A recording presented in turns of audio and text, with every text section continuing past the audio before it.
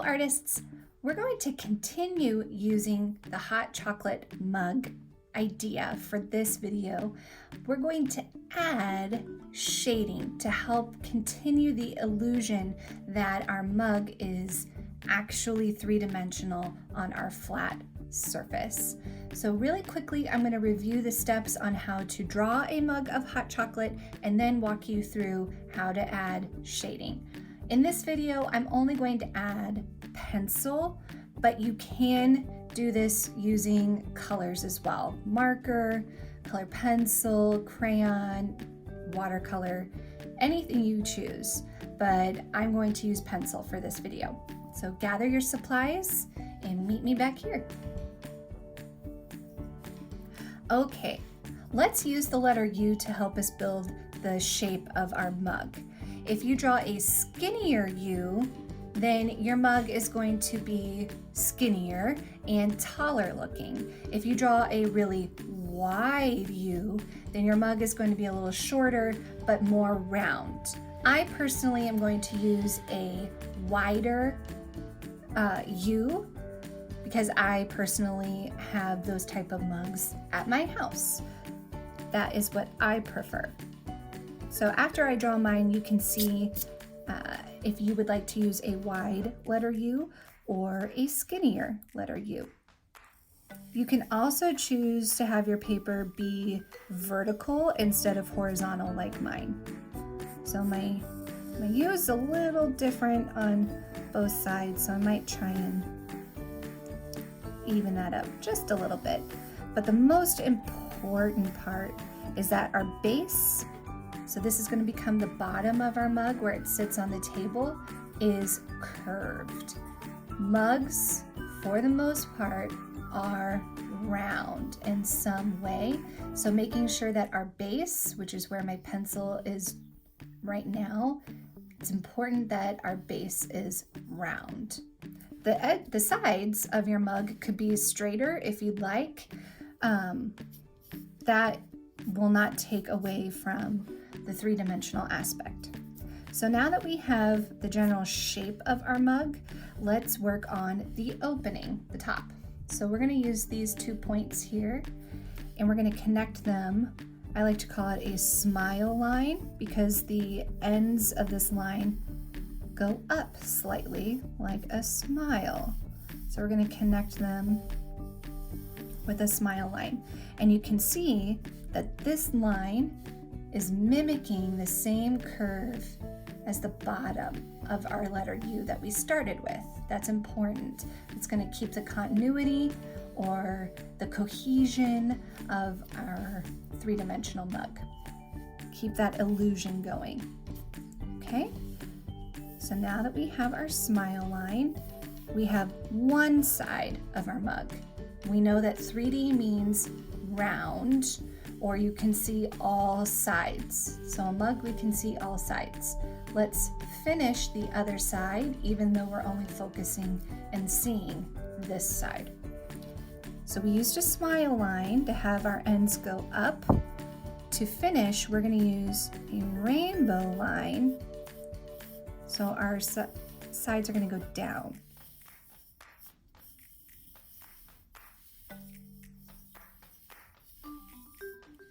Okay, so here we have the base of our mug, right? Here's like the other side, here's the outside.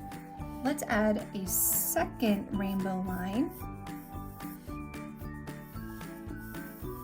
It's going to be a little smaller, and this is going to be the line for our hot chocolate inside. Okay? So here we have this, our basic mug. We need to add a handle. I'm going to use a simple letter C and a smaller letter C. But you can make your handle fancier if you wish. So here we have our mug. We're good to go. Let's add a horizontal line on either side. So this way it looks like it's sitting on a table. Now, for details to help make this look more like hot chocolate and not just coffee, I'm going to add some squares, but I'm going to round the corners for marshmallows. Marshmallows are not pointy. They are, even though they're a cube, they're rounded, they're soft. And by adding this little smile line, it helps give the illusion that there are sides, like this is the top and this is a side, because marshmallows are three-dimensional. They are 3D cube. Add as many marshmallows as you would like. I personally like a lot of marshmallows. I also like to add a candy cane if I have them on hand. Sometimes I like that chocolate peppermint taste. And these two lines from our rainbow lines, just turn them into the stripes of your candy cane, and you don't have to worry about erasing. Fun little trick there. So you can just color those in really quick for now so you can see how that will look. So there we have our candy cane. Now let's focus on adding shadows to our mug. And it's important that we choose which side of our mug is going to have shadow. Everything has to go the same direction, okay? So pretend my pencil is my light source, and it's coming this way. That would mean this side of the mug is getting light. This side of the mug is not. So our shadow is going to be on this side of our mug. To have our mug's shadow cast onto the table, I'm going to use a sideways rainbow. Draw it pretty lightly. A sideways rainbow, and you can have it kind of go a little further onto the middle part of the mug if you'd like. Now, this part of our shadow is going to be darkest closer to our mug, and it's going to get lighter as it gets away from the mug. So, like I said, I'm only using pencil for this video, but you could use colors if you wanted. It's also important that we follow the curve. I apologize, I have windows open. Sorry. Sorry for the loud noise. It's such a nice day that I have the windows open.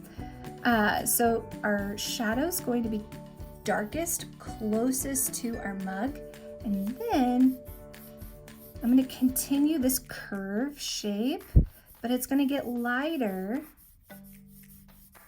as we get farther and farther away. Lighter and lighter. I might add a little bit more. It looks like that was too much of a jump to really light from dark. So you have to play around with it. And lighter and lighter and lighter until it's almost disappearing. And I think it might be a good idea to erase some of these so that way it gives it even more of the illusion. I like to take my finger here and smear it. So if you're using pencil like me, I like to use my finger to smudge my graphite. It helps smooth out the pencil lines, but it also just helps blend and cover more space. And you can always go back in with more pencil if you feel like it's too light closest to the mug, and you can always go back in and give more. Okay, so there is our shadow cast from the mug onto our table. All right, now, like we said, this side of our mug is going to be lightest. This is where the light is coming from. So that means this side of the mug is going to be darkest. We're going to do the same thing we did with this shadow on this side of the mug. It's going to start darkest, and I'm going to follow the curve. It's going to start dark,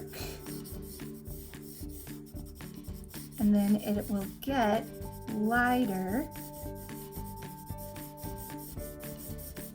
and then your lines can start being more vertical up and down as you get closer to the middle of your mug. But as they get closer to the edge, it's best to keep them curved to keep the illusion. Again, I'm going to take my finger and I'm just going to blend those pencil lines together and soften it out on that side. So that way it looks nice and smooth. All right, now one last detail. Since this side of the mug is dark, this inside part of the mug is not going to have light on it. The light, since it's coming from here, will shine on this part of the inside. So we can also add a little bit of shadow here.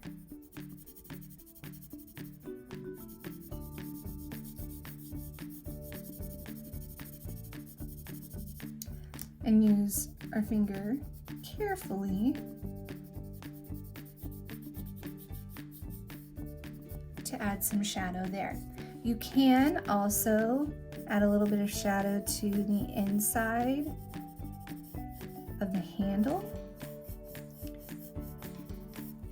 because it's not going to have a ton of light there either.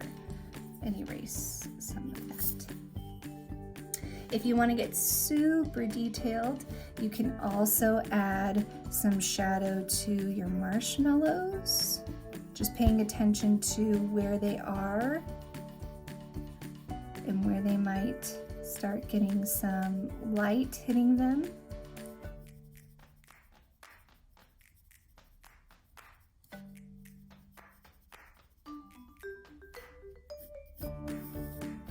You could even color in your hot chocolate if you wanted to. I won't take up your time.